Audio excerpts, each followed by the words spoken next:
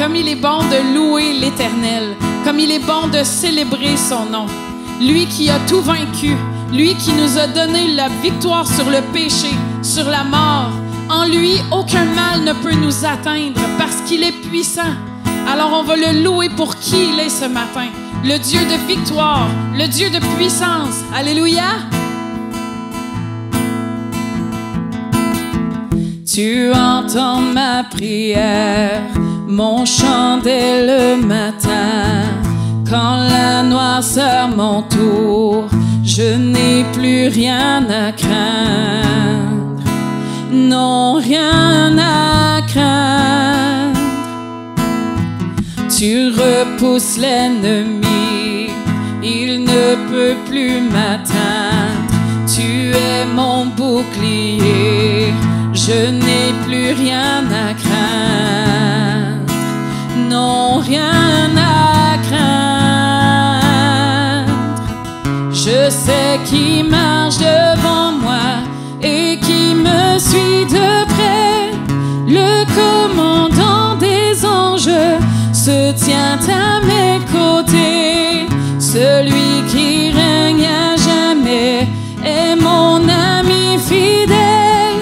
Le commandant des anges se tient à mes côtés. Tu entends ma prière, tu entends ma prière, mon chant dès le matin. Quand la noirceur m'entoure, je n'ai plus rien à craindre. Non, rien à craindre. Tu repousses l'ennemi, il ne peut plus m'atteindre. Tu es mon bouclier, je n'ai plus rien à craindre. Non, rien à craindre. Je sais qui marche devant moi et qui me suit de près. Le commandant des anges se tient à mes côtés. Celui qui règne à jamais est un ami fidèle. Le commandant des anges se tient à mes côtés. Ma force est en ton nom, car tu es mon salut. Tu me délivreras, la victoire est à toi. Non, rien à craindre. Non, rien à craindre. Je sais qui marche devant moi et qui me suit de près. Le commandant des anges se tient à mes côtés. Celui qui règne à jamais est un ami fidèle. Le commandant des anges se tient à mes côtés. Aucun mal ne peut m'atteindre. Tu tiens le monde entre tes mains. Je me raccroche à tes promesses. Dieu fidèle, Dieu fidèle. Aucun mal ne peut m'atteindre. Tu tiens le monde entre tes mains. Je me raccroche à tes promesses. Dieu fidèle, Dieu fidèle, Dieu fidèle.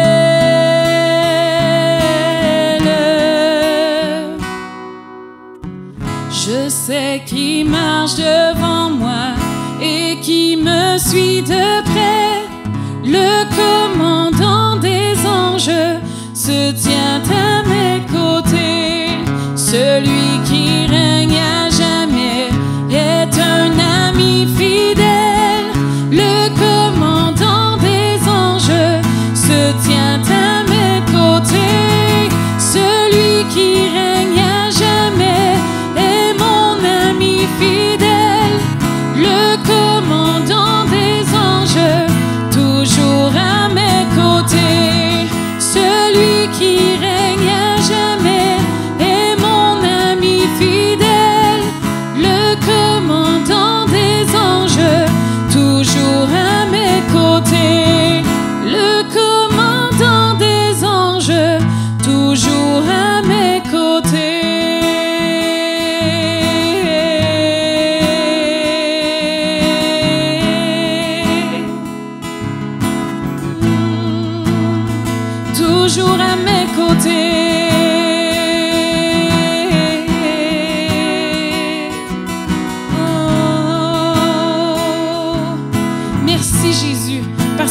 entoures par derrière, par devant. Non seulement ça, mais tu nous accompagnes à tous les jours. Tu ouvres la marche devant nous, tu fermes la marche derrière nous. Il n'y a personne comme toi. Tu es le Dieu puissant, tu es le Dieu tout-puissant. Merci pour qui tu es, Seigneur.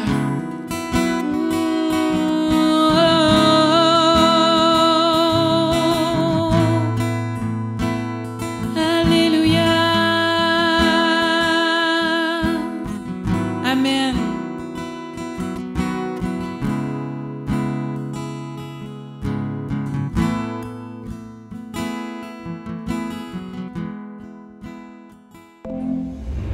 Bon matin à tous, ici Pasteur Valérie Mafou, bien heureuse de vous retrouver en ce dimanche matin.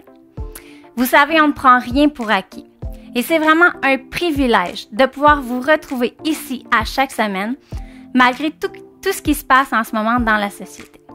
Aujourd'hui est une journée bien spéciale, surtout pour chaque maman qui nous écoute ce matin. Nous avons préparé une petite surprise juste pour vous. Mais avant, je tiens à vous rappeler d'aller régulièrement sur notre page Facebook. Vous pourrez y retrouver à chaque semaine des capsules d'encouragement, de la louange, des enseignements et plusieurs autres choses sont à venir.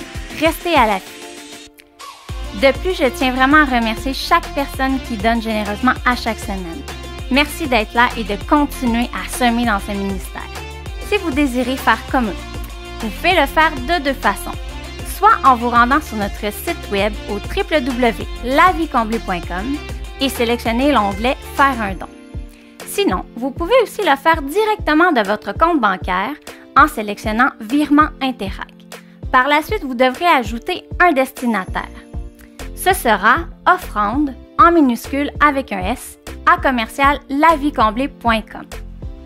Par la suite, par mesure de sécurité, vous devrez entrer une question. Elle pourra être à votre choix. Cependant, la réponse devra être absolument « offrande », toujours en minuscule avec un S. Merci déjà en avance. Maintenant, juste avant de vous laisser aux soins de Pasteur Ken Mafou, on tient vraiment à souhaiter une bonne fête à toutes les mamans qui nous regardent. Voici un petit vidéo juste pour vous.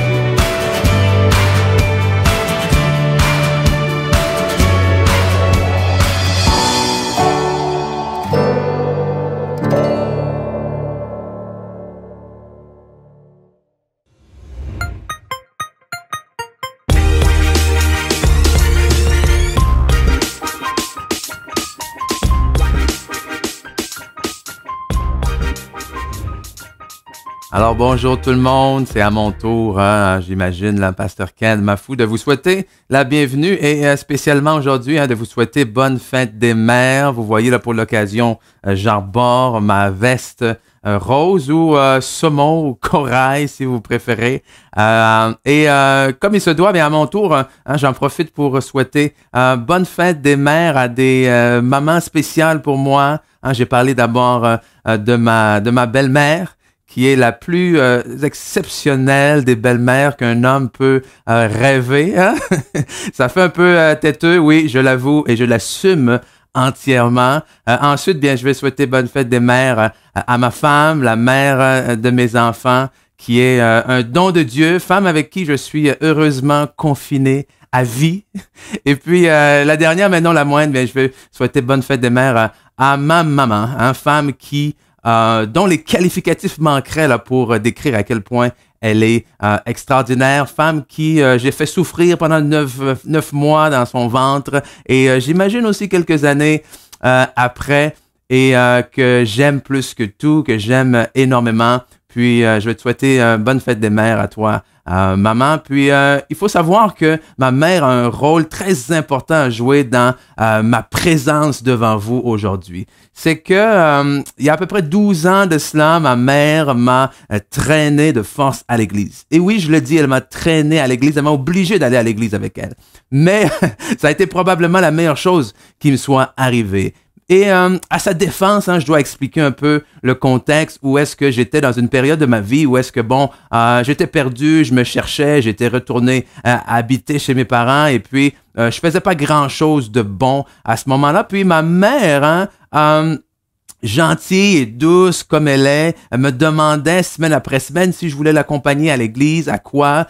Je répondais constamment non. Mais vous savez, la Bible dit qu'il y a un temps pour chaque chose. Et il y a eu un temps pour ma mère de me faire cette demande-là avec douceur, mais il y a eu un temps pour elle de faire cette demande-là avec autorité. Et puis, c'est ce qu'elle a fait et ça a changé ma vie à jamais. Et aujourd'hui, je veux dire aussi que, un peu comme cette situation-là, il est l'heure de prendre certaines décisions aujourd'hui. Il est l'heure de prendre certains choix, de prendre certaines actions et qu'il y a un temps comme celui-ci. Il y a un temps où est-ce que je crois qui est arrivé où nous devons plus seulement vivre à la merci de ce qui se passe autour de nous, de simplement prendre la position de victime ou même de spectateur de tout ce qui est en train de se passer.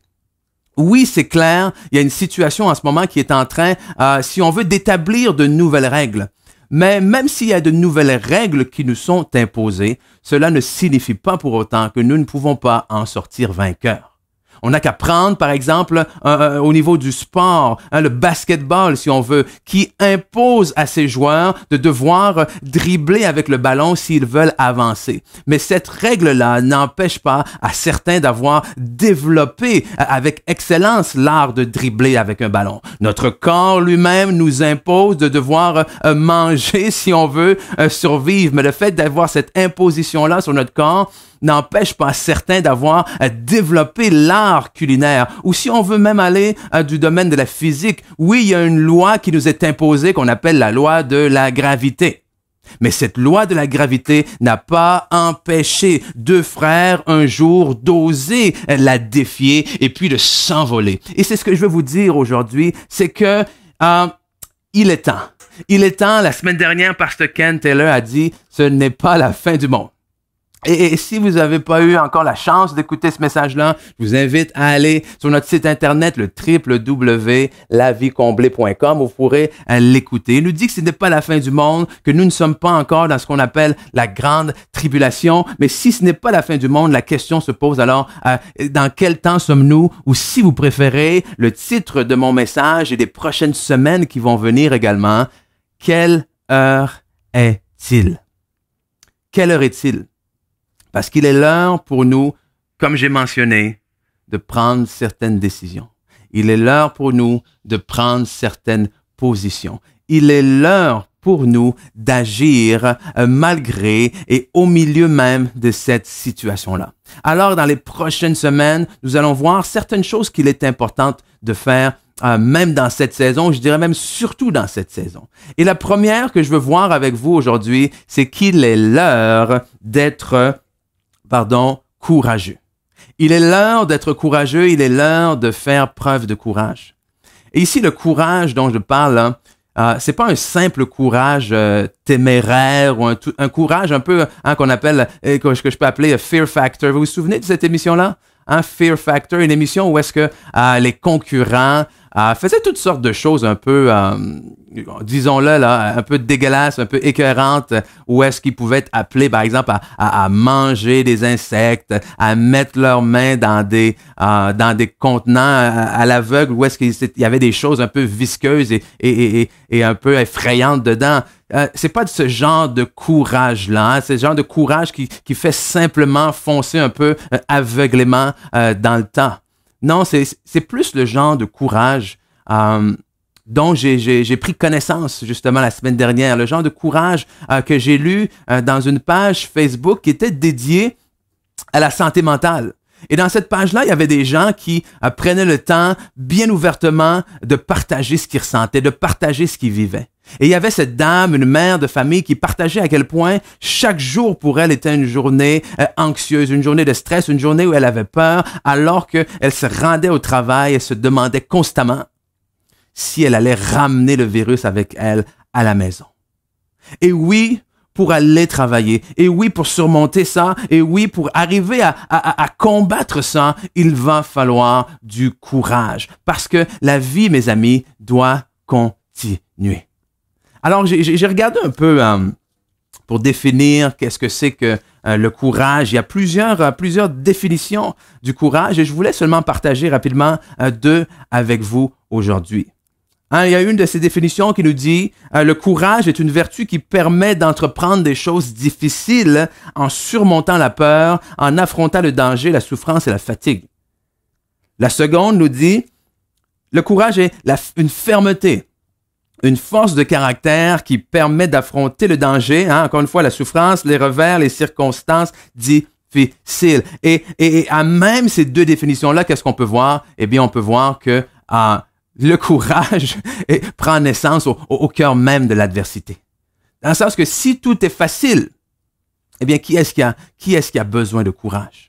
Et qu'on ne devient pas du jour au lendemain courageux, parce que c'est pas quelque chose qui est même inné, mais c'est quelque chose, comme on va voir ensemble, de quoi on doit faire preuve. C'est quelque chose qu'on doit se saisir. C'est un peu ce qu'on voit en Josué chapitre 1, où est-ce que Dieu s'adresse à Josué face à la tâche qui se présente devant lui, de faire entrer tout un peuple dans la terre que Dieu leur a promis et qui lui dit « Ne crains pas, prends courage ». Et vraiment, le prends courage, ça nous dit que le courage, c'est quelque chose que nous devons prendre. C'est quelque chose dont nous devons nous saisir.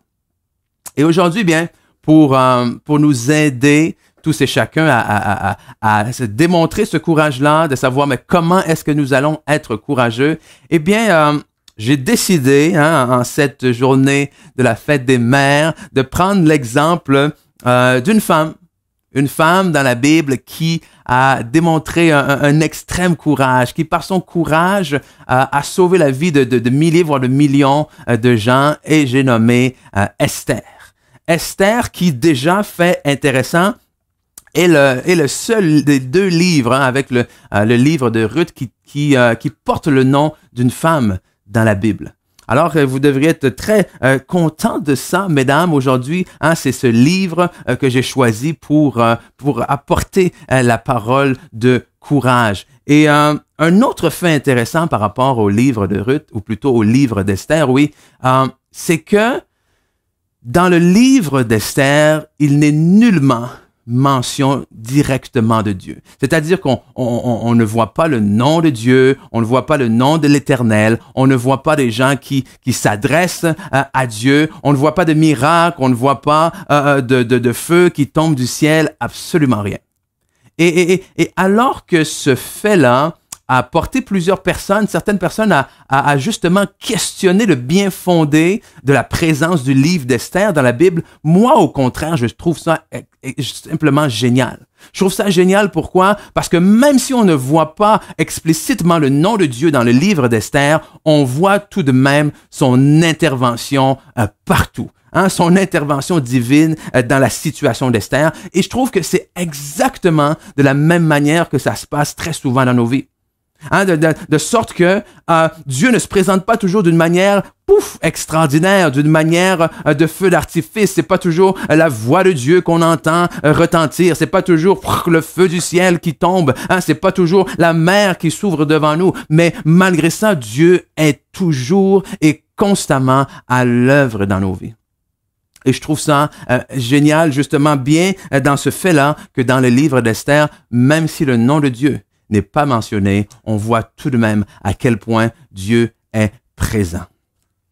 Alors, aujourd'hui, on va regarder principalement là dans le chapitre 4 d'Esther, où est-ce que cette situation-là, où est-ce qu'elle a dû vraiment prendre un acte de courage, faire acte de courage se situe, mais pour bien comprendre justement ce qu'on s'apprête à lire ensemble, c'est quand même important là de remettre un peu tout dans le contexte, ok?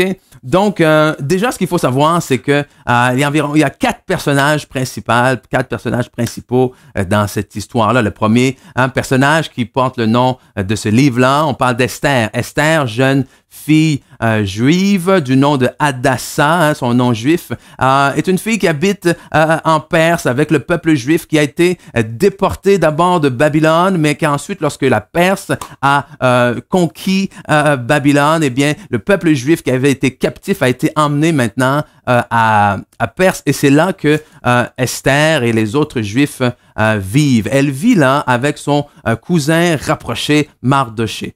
Esther qui est orpheline, qui a perdu ses parents, et puis Mardoché, son cousin, l'a pris sous son aile. Et on voit dans cette histoire-là non seulement Esther, non seulement Mardoché, mais on voit également un autre homme du nom de Haman. Haman qui tient le poste si on veut, de premier ministre du roi et qui a une aversion totale envers le peuple juif, principalement à cause de sa jalousie contre Mardoché, et qui tente par tous les moyens, pas seulement de nuire, mais vraiment d'exterminer et d'anéantir, oui, le peuple juif. Et puis finalement, nous vient le quatrième personnage, le roi. Le roi Assuérus, qui est roi de Perse, qui va, comme on le voit dans l'histoire d'Esther, choisir Esther pour devenir reine. Donc, comme je vous ai mentionné, là, il y a beaucoup de choses, beaucoup de contexte à mettre dans tout ça, mais voici un peu là, les quatre personnages principaux de cette histoire-là.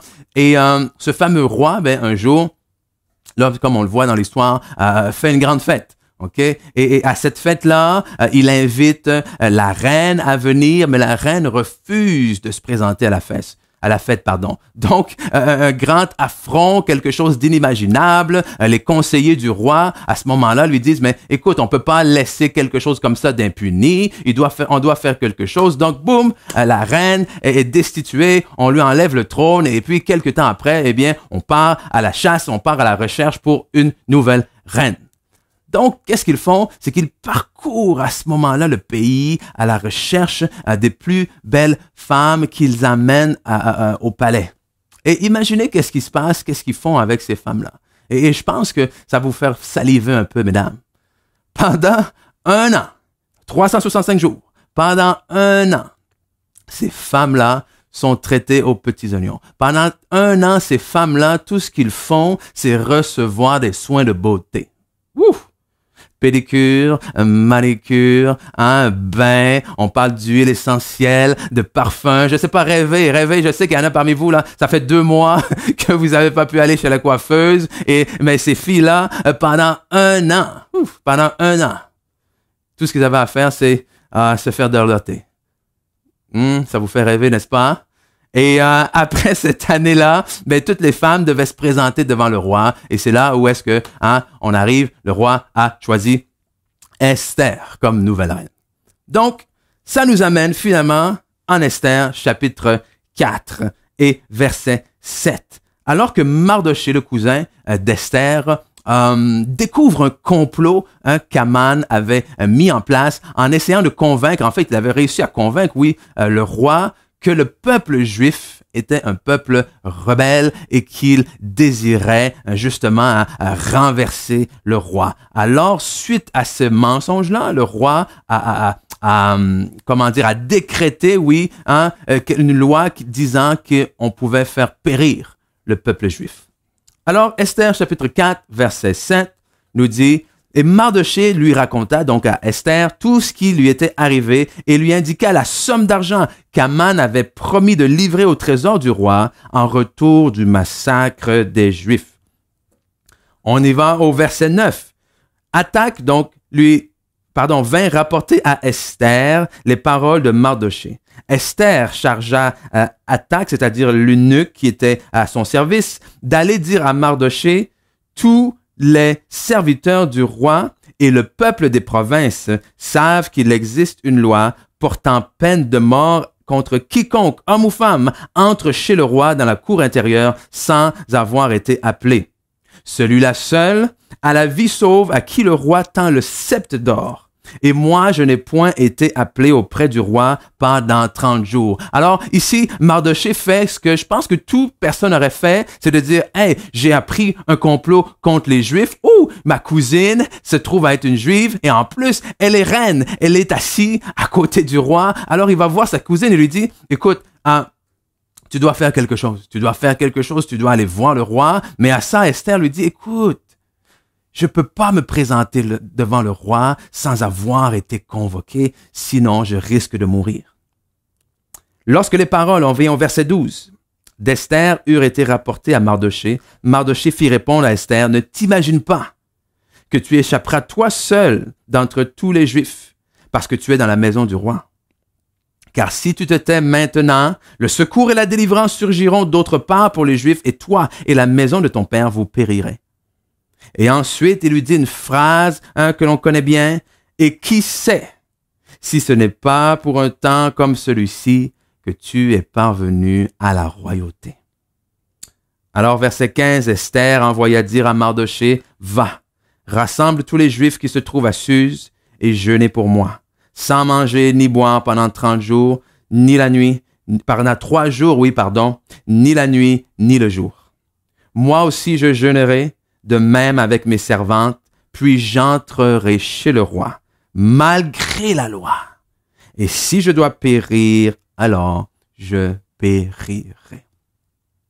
Alors c'est le courage dont a fait preuve Esther, qui finalement, face à cette situation-là, dans laquelle, bien malgré elle, oui, elle a été, placée, elle se dit, d'accord, si je dois mourir, alors je mourirai. Donc, pour nous, comment en s'inspirant de l'histoire d'Esther, pouvons-nous aujourd'hui, dans nos vies, faire preuve de courage?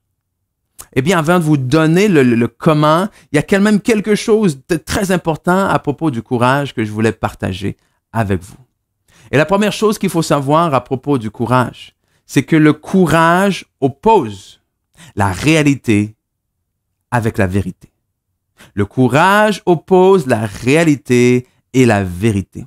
Et c'est un concept qui est très, très important à comprendre. Un concept dont fait mention le pasteur Donato Ansalone, pasteur d'ailleurs qu'on va avoir très bientôt avec nous dans nos capsules d'espoir, qui, dans son livre L'audace de la foi, traite de ce concept-là de réalité versus vérité.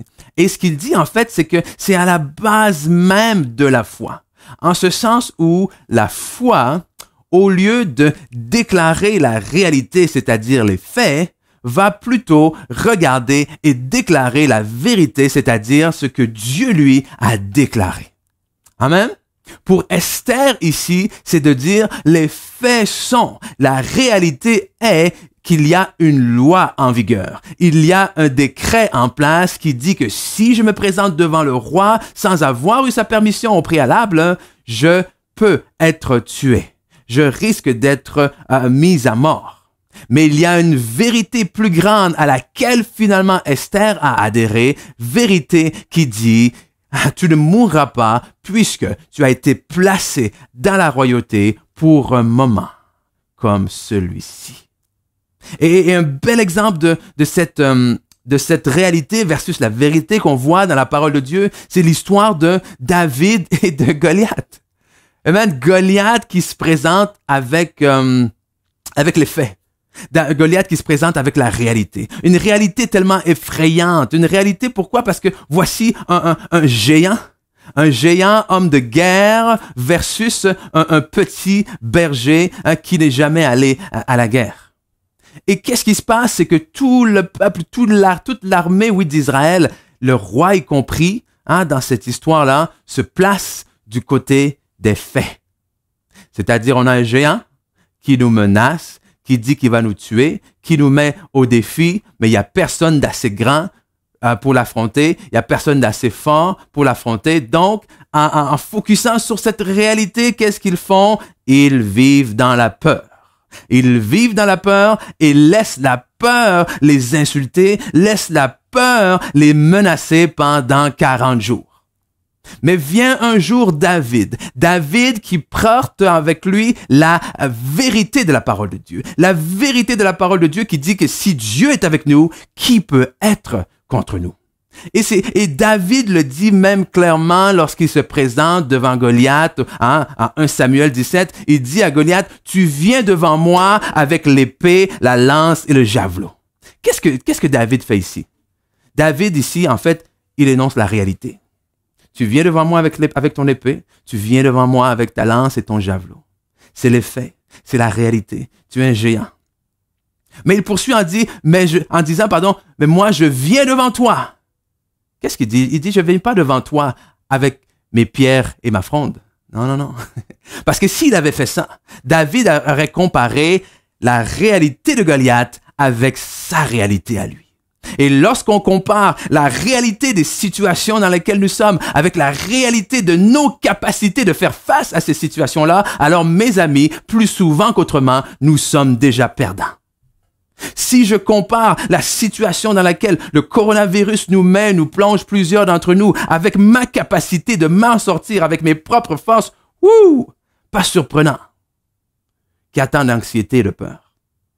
Mais David ne fait pas ça. David dit, oui, voici les faits. Mais je vais te dire la vérité. La vérité, c'est que moi, je viens au nom de l'Éternel des armées que tu as insulté. Alors oui, les faits, mais la vérité, elle est là. Alors mes amis, pour marcher dans le courage, il faut oser traverser cette barrière-là entre la réalité et la vérité de la parole de Dieu. Parce que la réalité vous dit, oui, tu as des symptômes, oui, tu as mal, oui, tu es malade. Mais la vérité de la parole de Dieu vous dit que par ses meurtrissures, vous avez été guéris. La vérité, ou plutôt la réalité des circonstances actuelles vous dit, je suis perdu, je ne sais plus quoi faire. Mais la vérité de la parole de Dieu vous dit que l'Éternel et sa parole sont une lampe sur votre sentier, que celui qui marche avec lui marche dans la lumière, ne marche pas dans les ténèbres et qu'il n'est pas perdu. La réalité, les circonstances actuelles vous dit, je n'ai plus rien, j'ai plus d'argent, je ne sais pas qu'est-ce que je vais faire, mais la vérité de la parole de Dieu vous dit, l'Éternel est mon berger, je ne manquerai de quoi? De rien. Alors, mes amis, c'est là où il est l'heure pour vous et moi d'être courageux. Et pour être courageux, il faut oser prendre position contre la réalité et déclarer la vérité. Parce que vous savez très bien comme moi, que des fois, tout peut dire oui. Toutes les situations en place peuvent dire, vas-y, c'est à toi. C'est l'endroit où tu dois aller. Mais il y a quelque chose à l'intérieur de vous qui, malgré ça, vous dit non. Et l'inverse est aussi vrai.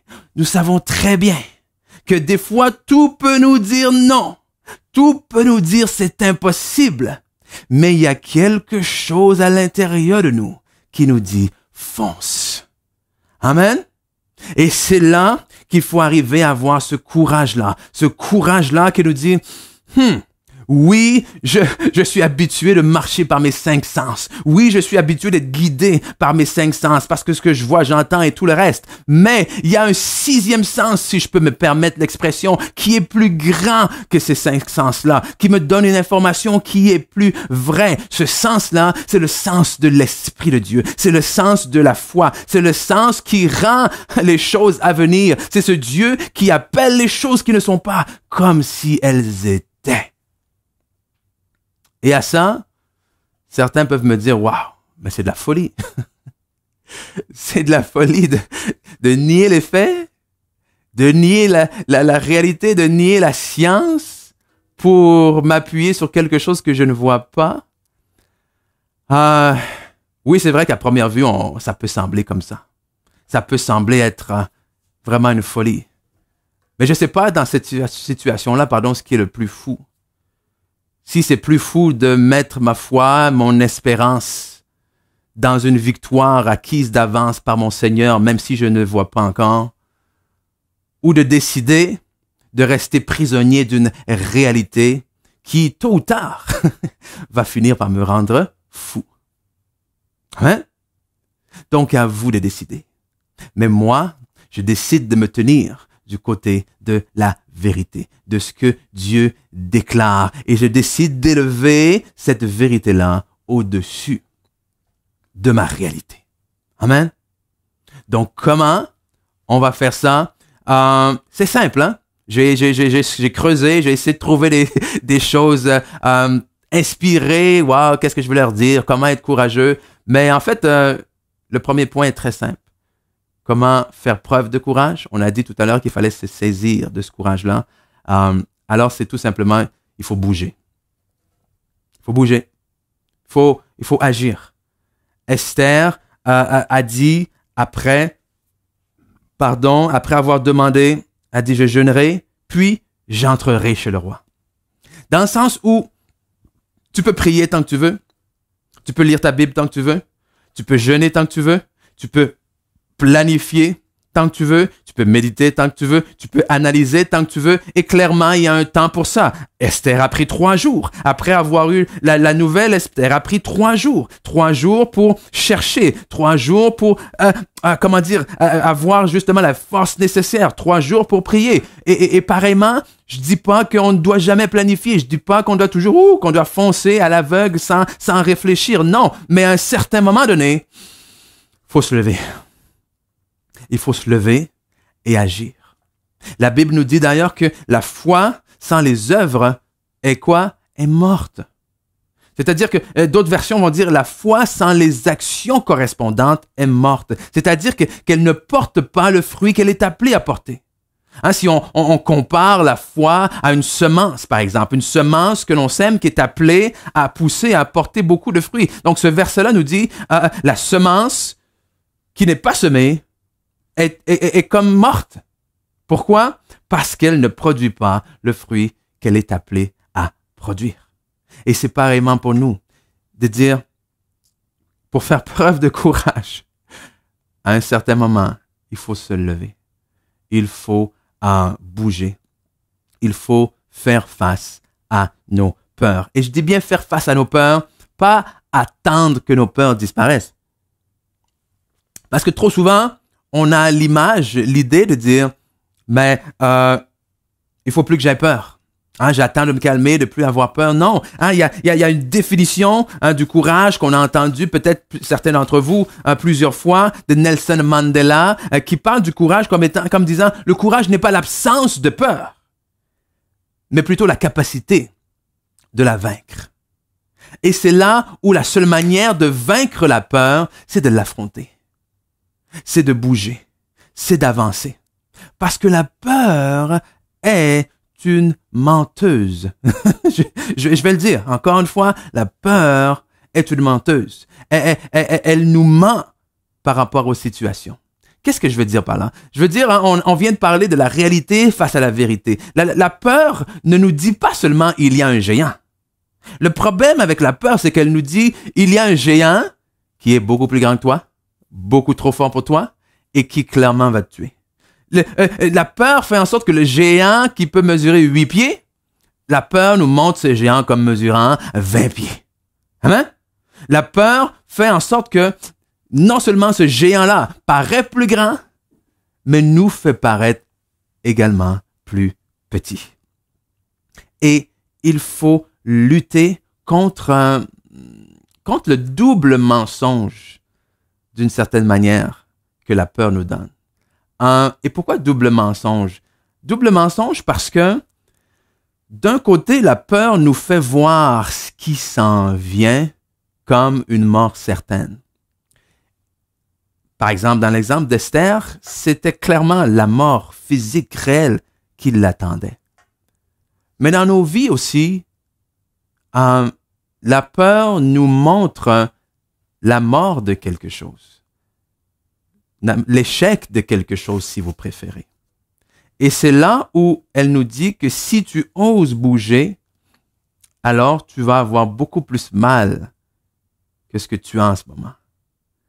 Et c'est là où vient le double mensonge qui non seulement nous dit que ce qui est après est terrible, mais qui finit donc par nous faire croire que ce que l'on vit maintenant n'est pas si pire que ça finalement.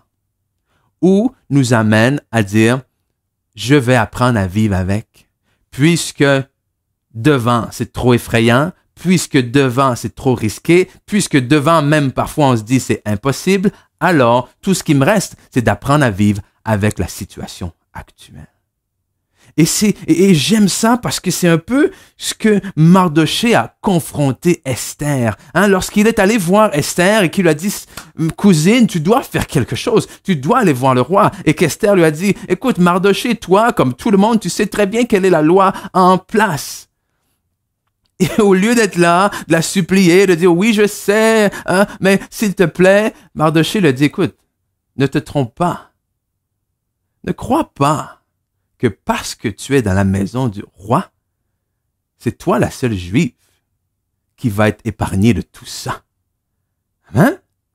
Et il y a ce mensonge-là qui nous dit que si on n'agit pas et qu'on reste dans notre situation, on va finir tout simplement par faire avec. Et vous savez trop bien comme moi dans combien de situations inconfortables on a fini dans nos vies à devenir confortables. Hein?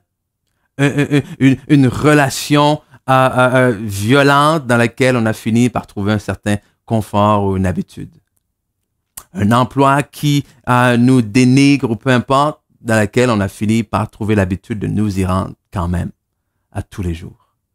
Une situation familiale ou autre que on rêve la nuit seul en secret qui change. Mais lorsqu'on se lève, on se dit, écoute, je vais faire avec aujourd'hui encore. Mais c'est là le double mensonge.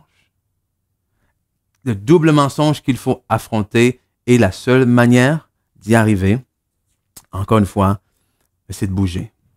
C'est de se lever. Est-ce qu'il y a un risque? Mais certainement. On l'a dit au départ. On l'a dit au départ que le courage prend naissance au cœur même de l'adversité. Que si c'était facile, si c'était certain, nous n'aurions pas besoin d'être courageux. Mais le courage implique que nous devons foncer malgré les menaces, que nous devons trouver la force de surmonter ce qui nous semble, je dis bien ce qui semble, insurmontable.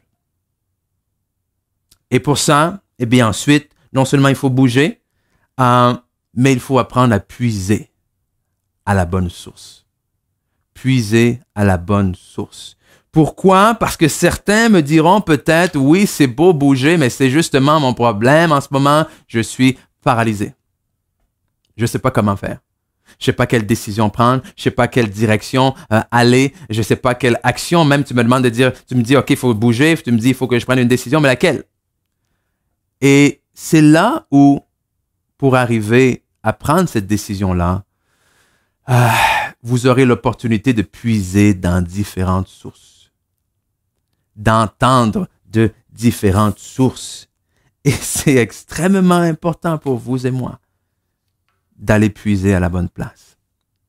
Il y a cet épisode dans Jean chapitre 4, versets 13 et 14 de Jésus qui se trouve devant un puits et discute avec une dame.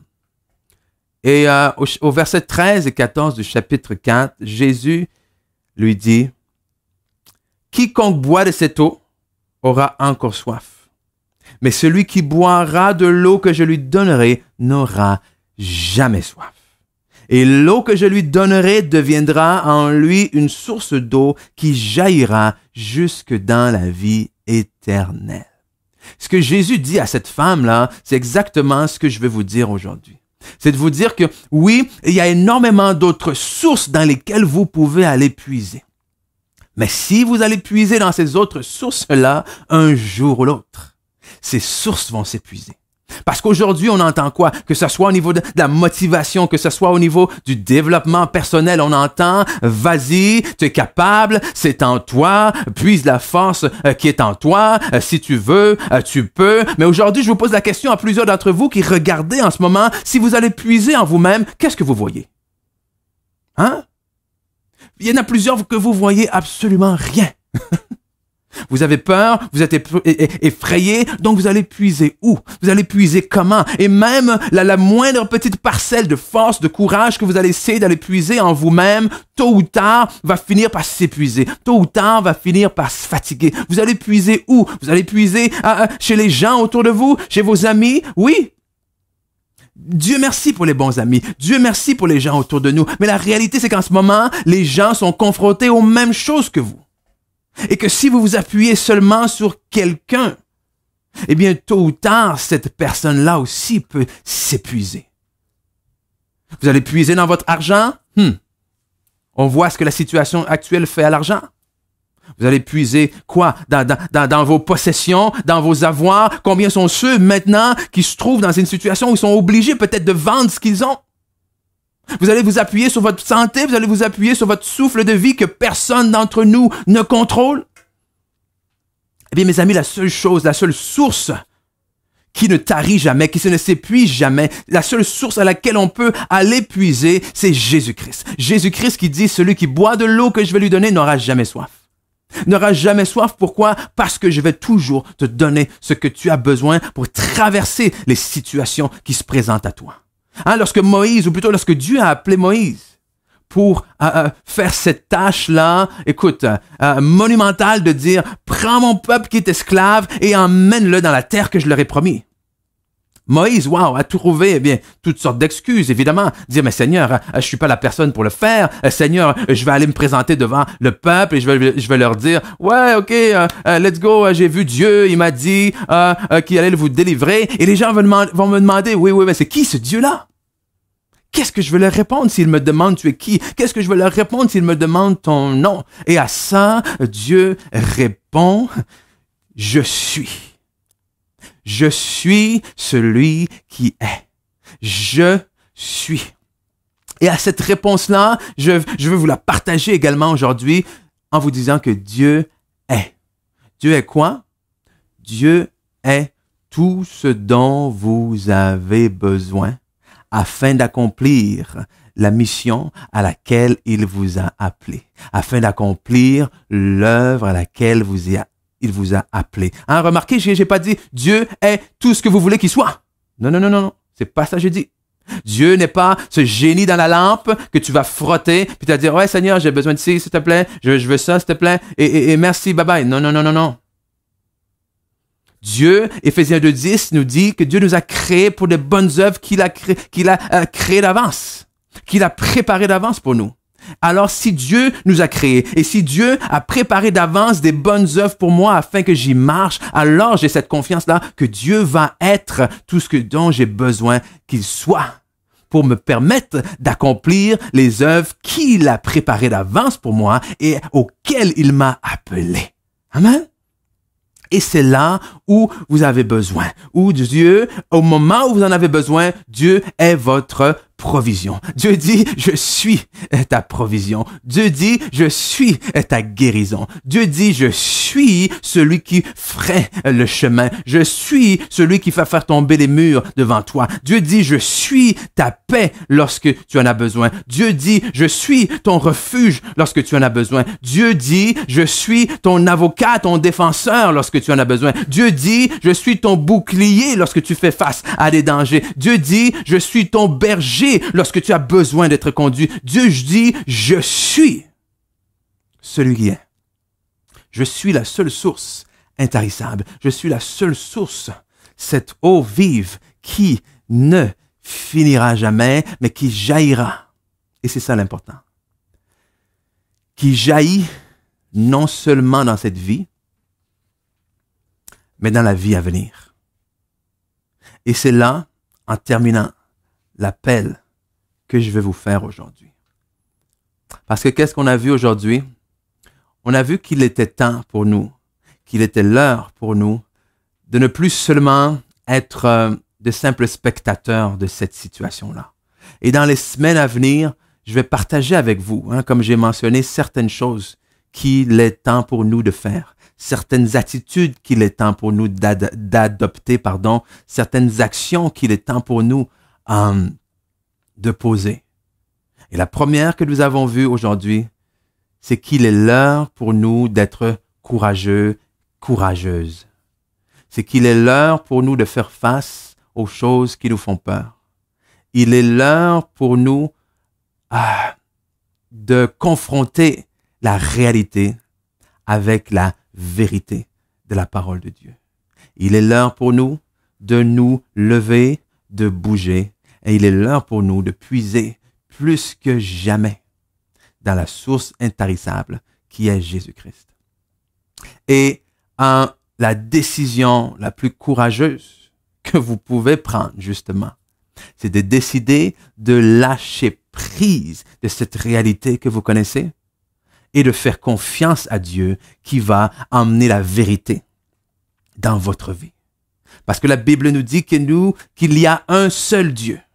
Dieu qui a créé le ciel, la terre et tout ce qui s'y trouve, qui a créé l'homme et qui l'a placé afin de régner sur sa création avec lui. Mais un jour, l'homme a désobéi. L'homme a choisi son propre chemin. L'homme a, si vous préférez, péché, c'est-à-dire qu'il s'est détourné de Dieu. Et en se détournant de Dieu, il s'est détourné de la vérité. En se détournant de Dieu, il s'est détourné de la vie. Et si tu te détournes de la vie, ce qu'il y a de l'autre côté, c'est la mort. La mort qu'on appelle cette mort spirituelle-là. Cette mort qui non seulement nous sépare de Dieu ici, maintenant, mais qui nous sépare de Dieu pour l'éternité. Et pourtant, Jésus, comme Jésus a dit à cette femme-là, Jésus est venu pour nous donner une source intarissable qui coule pour l'éternité. Et cette vie-là, c'est la vie éternelle.